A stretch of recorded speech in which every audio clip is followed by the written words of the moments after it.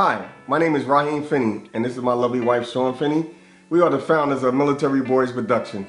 Hi, this is comedian and actor Rashawn Reese. I was brought on board by the Military Boyz Productions to host the actual comedy show, and when I was asked that question, it was an honor to be able to perform and give back to those troops and those families that have suffered and given their lives for our country. I came up with the idea of Military Boyz Productions due to the fact that I served 20 years in the United States Navy, 8 months in the Iraqi War. When my husband came home from the war, he had a vision. His vision was to uplift the troops, the wounded soldiers, and the families. When we talk about the families, we talk about the wives, which is me, and the children, and mothers and fathers. While he was away in Iraq for 8 months, I was home, raising 3 children, crying. Once he got home and he got situated, he decided he wanted to do this vision. And me being a wife, I stuck behind him the whole time. And what he said was, you know, we got to uplift the troops, the morale, they're so depressed, and the families. I said, well, how are we going to do that? He was like, comedy. I'm like, what does comedy have to do with the troops? Cures for comedy. Think about it. Think about that title. What were you home doing? I was home crying all the time. I was worried, depressed, wondering if he was going to come back home. I said, it makes a lot of sense. Cures for comedy. One of my first experiences, one of the hardest shows I've ever done was at a VA hospital. We did our first comedy show there with the Military Boyz, and it was probably the toughest comedy show that I've ever done.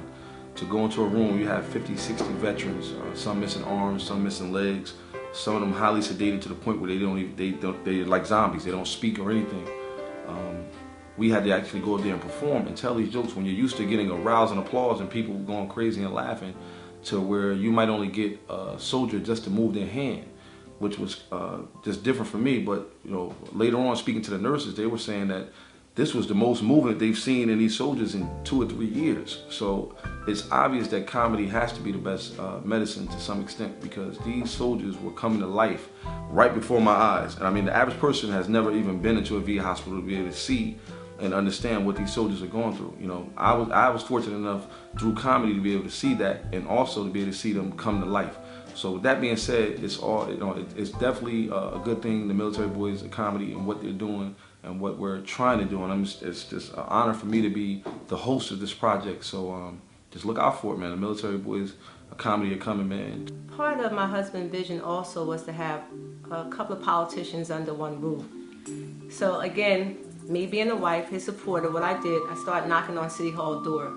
I started with the mayor of South Orange only because it was his town.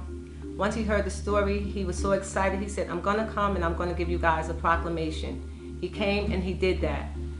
After that, I went down to City Hall.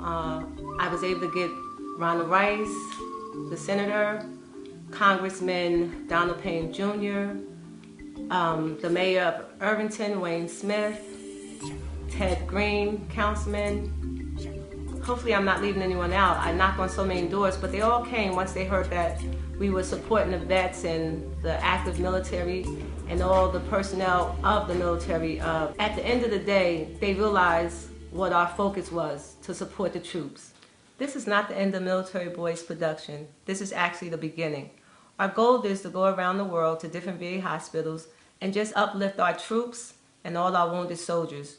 We would like to thank everyone for their support, their donations, the political people, the congressmen, the mayor, the comedians, and of course, we would like to thank God for allowing us to even do what we're doing to uplift the troops. Thank you all.